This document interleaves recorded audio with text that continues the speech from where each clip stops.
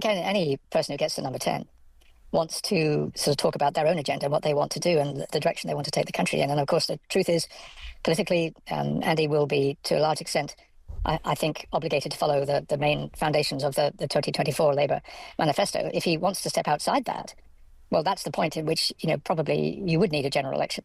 And the Prime Minister can get his own mandate to progress things in the way that he wants.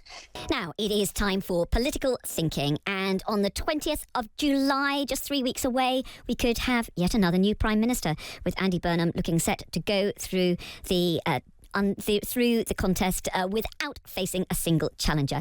But political transitions, even when well-intentioned and without opposition, there's always plenty of backroom politics. So how do these transitions work, and can they ever really be swift and without consequence? Let's talk to Lord Hutton, John Hutton, who was a senior cabinet minister in both Tony Blair and Gordon Brown's administrations. Lord Hutton, hello. Hi, Carole. Really good to have you with us. I do want to talk about transitions, what happens, the handover of power. But first of all, as somebody who was a Defence Secretary, we are now expecting to get this long-awaited Defence Investment Plan on Tuesday. We're hearing there is a little bit more money. Well, $1 billion, $1.5 billion, quite a lot to most people, but in terms of the wider government spend, perhaps not a huge amount and probably not as much as many people want. What do you make of what we're hearing about this Defence Investment Plan? Well, I think gradually and slowly we're moving in the right direction with it. It's welcome that there's a little bit additional resource for the armed forces.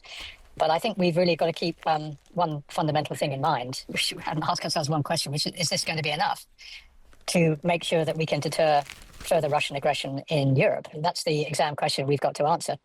And I think for the new Prime Minister, he's going to have to take the professional advice of the military on what is needed, and hopefully find the resources available to commit to re-equipping and rearming our armed forces, because we are facing a pretty serious threat in Europe, and we've got to tool up and rearm to deal with it in order to keep the peace, which is what all this is about. And as Admiral Sir Tony Radakin, who was Chief of the Defence Staff until quite recently, writes in the Sunday Times today, we did have Sir Keir Starmer saying that we're going to increase defence spending to 3.5% of GDP by 2035. He made that at an important summit with President Trump alongside him. And we are a long way off that, and we haven't even got a date, have we, for getting to 3% by 2030. No, that's why I think, Carole, this is probably at best a first instalment, and that's how we should see it. I don't think once the Defence Investment Plan is published, that's everything done and the box ticks. I think we are going to need to commit additional resources over and above what's probably going to be announced later this week. But I think we are making progress, and I think we should see it in those terms. But I think there's actually quite a long way to go before we really can meet the real question that the Russian aggression in Europe is posing to us and our NATO allies, which is how do we stop it? How do we make sure we don't find ourselves in a position where we're actually having to fight in Europe? None of us want that to happen.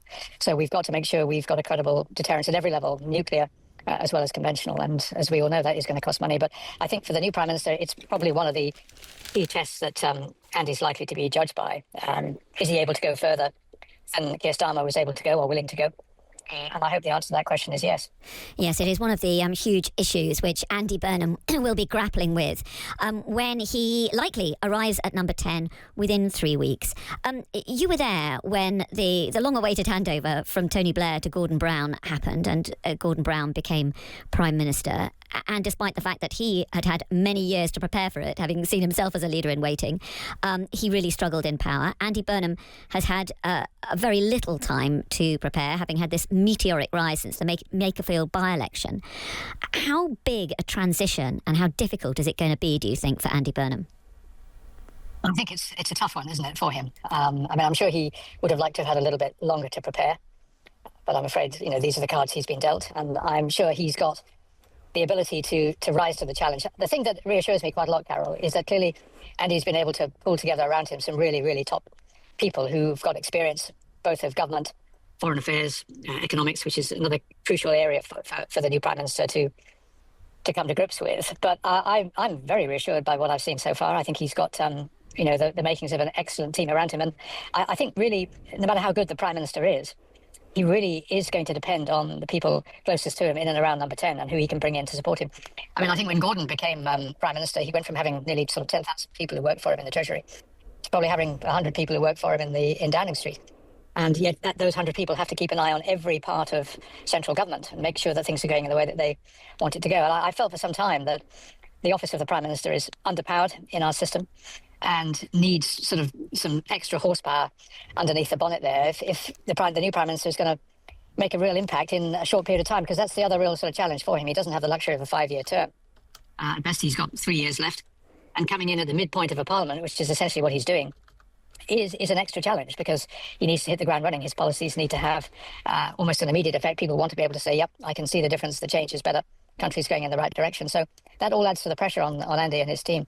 So I think it really... Sorry, Carole. I was just going to ask, how much of a problem do you think it is or could be for Andy Burnham that just as when Gordon Brown took over, he did so without a mandate from the people, without winning an election, and without even a contest within the Labour Party? If he's going to have to take some really difficult decisions to find things like money for defence, how difficult is it going to be for him to do that if he hasn't put those thoughts, those ideas, those programmes to the country, or even got the backing of his own party for them?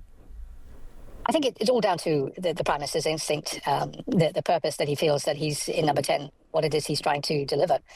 I get the sense Andy Burnham's got a very clear sense of all of those things. I think a leadership contest would have been, I think, in one sense, quite helpful. If it could have been conducted over a reasonably short period of time, it would have at least allowed the ideas to come out and to be debated and the public to get a sense of all of that. But I think really it's all about the sense of purpose that the new Prime Minister has, and his command and control of the machinery of government to actually deliver that. I think at times it's felt in the last couple of years that's also been a problem for Keir Starmer, that the centre wasn't really strong enough to get things done in the way that the Prime Minister wanted it to be done. And hopefully Andy Burnham will have looked at that and realised that actually if I'm going to deliver on my agenda over a relatively short period of time, I am going to need a very strong centre of government. Now, he's got to make that work with his devolution agenda. I think it can be done. I don't think the two things are inconsistent, but really to get things moving, he's going to need a very strong operation in number 10. But we've seen, and we were just hearing earlier on the programme, the number of U-turns inflicted on Keir Starmer by his party. I mean, the party have learned how to flex their muscles, haven't they? I mean, how does Andy Burnham avoid that and avoid finding that he is, like his predecessor, thwarted by his party? Well, I think the art of good government for a Labour administration is sometimes you actually do have to confront the comfort zone in which a lot of your backbench colleagues inhabit, because you can't govern from the comfort zone of Labour politics. That's just not a recipe for success. You are going to have to challenge. You're going to have to put the argument to people. And I think Andy's got the strength of communication. He's got a huge amount of goodwill behind him going into number 10, and he's got to capitalise and use that. But I think the challenge for Labour, I think to some extent it's the same with the Conservatives. The natural tendency is to sort of ease back in the chair and try and find where the centre ground or the consensus is on your backbench. Well, yeah, that might avoid rows, but it's not a recipe for good government. You've really got to set the direction, and you've got to try and take people with you. And if there's some who won't come with you, well, they won't come with you. But you've got to be absolutely clear about your purpose and stick to it. And, there might be rough times ahead. There probably will be. But the country will be watching, and the country respects that kind of leadership. And, to be honest, I think really we haven't had that for quite a while. So I'm hoping that this is one of the qualities, one of the things that the new Prime Minister will bring to the Labour government. You'll remember when Gordon Brown was seen to have bottled out of calling an early election when his team, which I remember very clearly, had led us all to believe that he was going to call one, and then he decided not to. Do you think Andy Burnham should take a bold step and say, right, maybe next year I'm going to go to the country and put out my more far-reaching plans to the country?